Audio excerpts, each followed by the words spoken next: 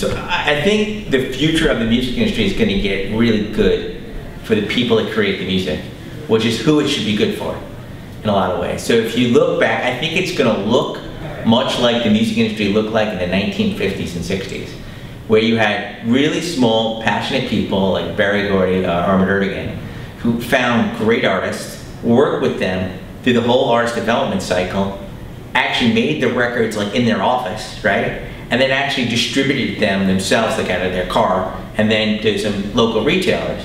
Well, you know, you'll be doing the distribution part online, but you're gonna have really passionate people working on creating great music and being a lot more involved in it.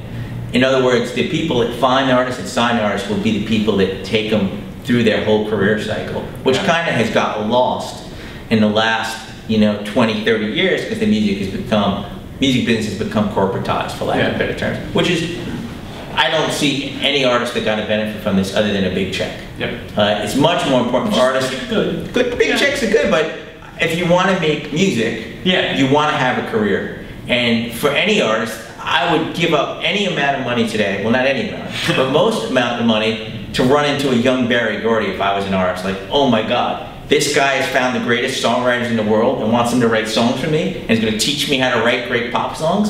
Well, I'll hang out with that guy for 5 years, even if it's for free, because it's gonna be my version of going to graduate school and learning my craft and going through, and then I'll be able to have a sustainable future.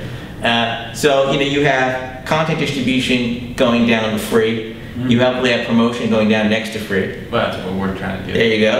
And once you have those things, then the other crucial element is the production of content. And I don't think that will ever be free, but I think that you're going to see those services get online, become more streamlined, like you're seeing them. I mean, there's a bunch of really cool services out there, like Blaze Tracks, Music 180. I know all these guys. So great companies to help streamline A&R process and create direct connections with some great producers and content creators. So you're just going to see a much more vibrant. I think music will get better. How about that? Music tends to get better when it gets into the hands of the creators. I also think that, as everyone saw, the internet horizontalized distribution.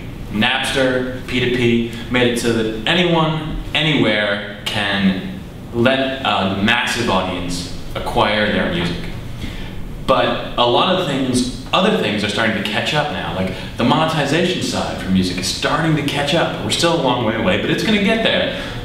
The marketing and promotion side, which used to be essentially the domain of the major record labels, that was what they were good at, was getting people on the radio, getting people heard.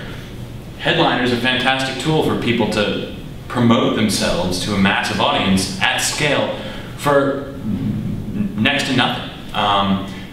All of these things democratize it and horizontalize the industry and enable flourishing on a much wider scale and a much more niche scale, meaning people can have more viable, smaller ecosystems. I think the world of like 4 or 5 major big genres is coming to an end. There's going to be a cornucopia of genres and an explosion of creativity, because all the tools that can enable that creativity are becoming available to the individual artists to leverage in a way that's easy for them and scalable and not too expensive. They're becoming more artist friendly. Really what was critical with our product, Headliner at least, was making it so artists could use it, because artists, do they really want to promote themselves? No.